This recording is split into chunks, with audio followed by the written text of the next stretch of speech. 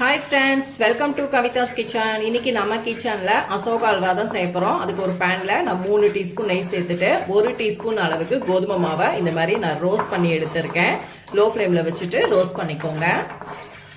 Friends, நமக்கு கோதுமை மாவு நல்லாவே ரோஸ்ட் ஆயிடுச்சு. அதுலேயே நான் 1 கப் பாசிப்பருப்பை நல்லா ட்ரை ரோஸ்ட் பண்ணிட்டு வாஷ் பண்ணி குக்கரில் வேக வச்சு இந்த மாதிரி ஸ்மூத்தியாக நான் மிக்சி ஜாரில் பேஸ்ட் பண்ணதை இப்போ இதில் சேர்த்துக்கிறேன். வீடியோ ரொம்ப லென்த்தியாக வருங்கிறதுனால நான் ஆல்ரெடி பாசிப்பருப்பை இப்படி ரெடி பண்ணி வச்சுட்டேன். ஃப்ரெண்ட்ஸ், இந்த அளவுக்கு நீங்கள் நல்லா அப்படியே கை விடாமல் கிண்டி கொடுத்துக்கணும். அடுப்பை லோ ஃப்ளேமில் வச்சுக்கோங்க. இப்போ நமக்கு சூப்பராக குக் ஆயிடுச்சு. நான் 1 கப் பாசிப்பருப்பு இந்த இதில் தான் அளவு எடுத்திருந்தேன்.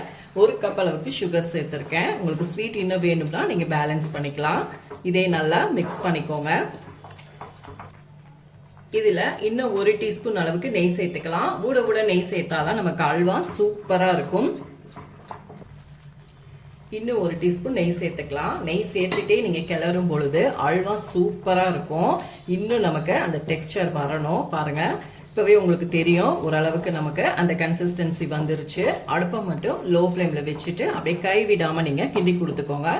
இந்த ஸ்டேஜில் நீங்கள் கலர் பவுடர் கூட சேர்த்துக்கலாம். நான் பாசிப்பருப்போட நேச்சரே இருக்கட்டும்னு விட்டுட்டேன்.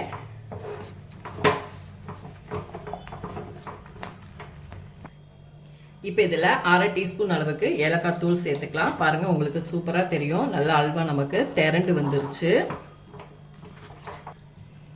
இப்போ நம்ம நெய்யில் வறுத்த முந்திரி உலர் திராட்சையை சேர்த்துட்டு அவ்வளோதான், ஸ்டவ் ஆஃப் பண்ணிட்டு இதை நம்ம பவுலுக்கு மாற்றிக்கலாம்.